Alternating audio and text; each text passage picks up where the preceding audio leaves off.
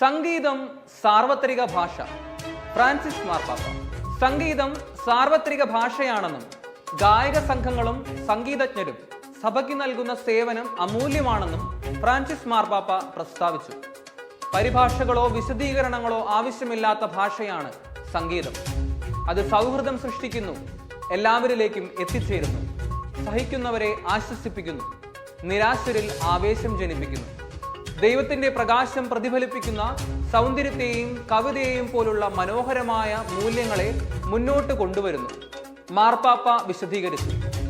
Paul ആറാമൻ ഹാളിൽ ഗായക സംഘങ്ങളുടെയും സംഗീതജ്ഞരുടെയും സമ്മേളനത്തിൽ സംസാരിക്കുകയായിരുന്നു മാർപ്പാപ്പ.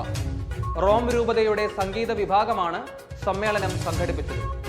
സംഗീതം കൊണ്ട് ആരാധനയെ സമ്പുഷ്ടമാക്കുക എന്ന തങ്ങളുടെ ഉന്നതമായ ദൈവവിളിയുടെ ആത്മീയത നിലനിർത്തുന്നതിന് പ്രാർത്ഥനയിലും ധ്യാനത്തിലും സമയം ചെലവഴിക്കണമെന്നും സംഗീതജ്ഞരെയും ഗായക സംഘങ്ങളെയും മാർപ്പാപ്പ ഉപദേശിച്ചു.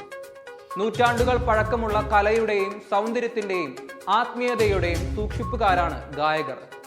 സ്വാർത്ഥ താല്പര്യവും അസൂയയും വിഭാഗീയതയും അവരുടെ മനോഭാവങ്ങളെ കളങ്കപ്പെടുത്താതിരിക്കട്ടെ, മാർപ്പാപ്പ പറഞ്ഞു.